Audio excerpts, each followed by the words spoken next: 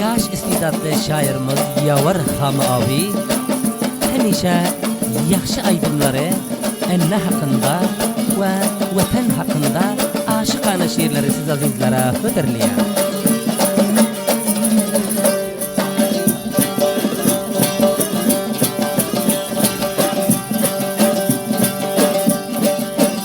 Karasam mehrinden doya bilmedin canu cahanıma kuş. Adını dilimden koya bilmedin damarda kanıma kuş.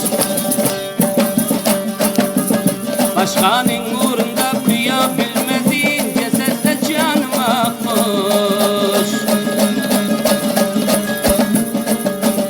Bir gayrina kesi suya bilmedin karşı kemanıma kuş.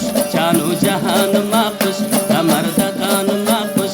Canu cahanıma kuş damarda kanıma kuş.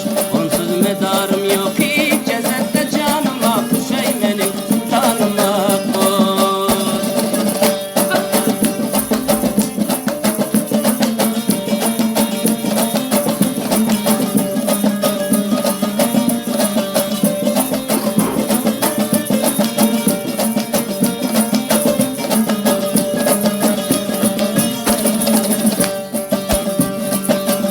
Muhabbet bağında kızlar içinde benim saylanıma koş.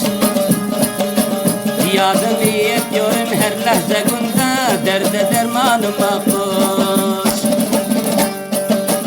Kakilleri daralan çinde mahi tavanıma koş.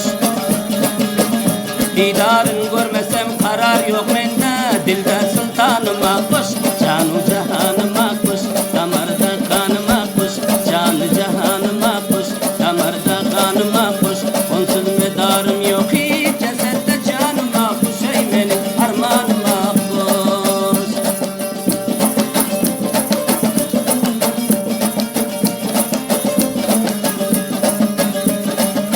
Ayak kuşun pervaz edip uçardın.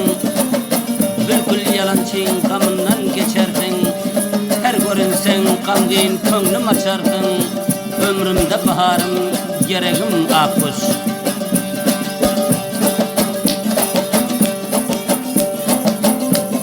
Sen sağ olsan kamım yoktur dünyada. Geliyor öyle bulup bile şehzada. Başka bir min kuştan nazik ziyada. Kalbimin armanı sen benim akkuş. Men karayda kıyma kalam karşına dilde armanıma koş. Yanı kadam koymuş cevan yaşına derde dermanıma koş. Hemişe yadımda benim fikrimde ruhi revanıma koş. Endek rahmin salmaz bir sırdaşına benim tavanıma koş. Canu cahanıma koş damarda kanıma koş. Canu cahanıma koş damarda kanıma koş. Onsuz medarım yok hiç cesette canıma koş. Ey benim armanıma koş.